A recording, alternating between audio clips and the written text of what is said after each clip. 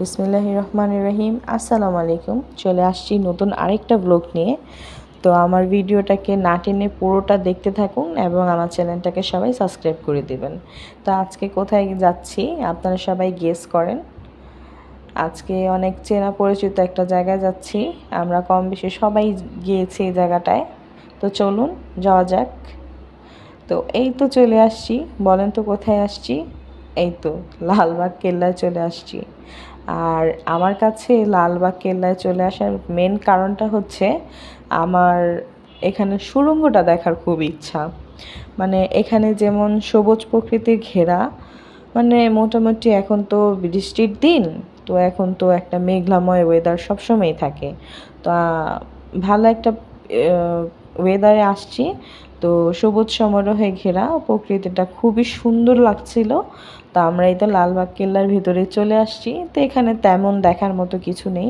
এখানে একটা পার্কের মতোই জাস্ট মানুষ ঘুরে ফিরে ছবি তোলে, এই তো। কিন্তু আমার কাছে বারবার খালি আমার সুড়ঙ্গর মুখটাই দেখতে ইচ্ছা করে। আর এটার ভিতরে কি আছে শুধু আমার এটাই দেখতে ইচ্ছা করে। এই তো সুড়ঙ্গর মুখটা, দরজাটা এটা তালাবদ্ধ করে রাখা আছে। এটার মধ্যে কেউ যেতে পারে না। তা আমার কাছে এখানে যাওয়ার খুব ইচ্ছা যে এখানে কি আছে।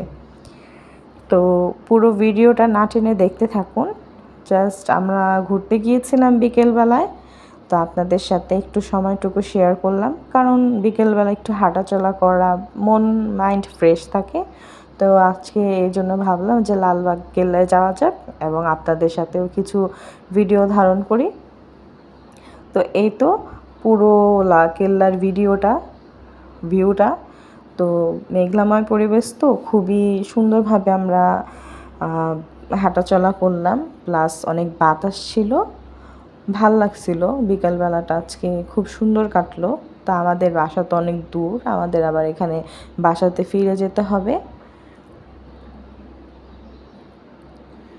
তো আমরা চারপাশ যতটুকু পেরেছি আমি আপনাদের সাথে শেয়ার করেছি।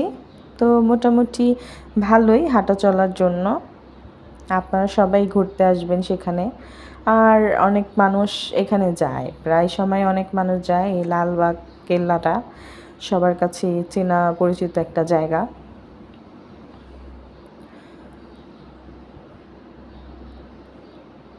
এখানে আমরা কিছু ছবি তুলেছিলাম, তো আপনাদের সাথে শেয়ার করলাম। তো ভিডিওটা কেমন হয়েছে আপনারা সবাই অবশ্যই কমেন্টস করে জানাবেন। আর পুরো ভিডিওটা না টেনে দেখবেন, চ্যানেলটাকে সবাই সাবস্ক্রাইব করে দেবেন।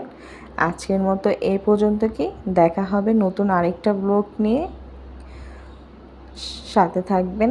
আল্লাহ হাফেজ।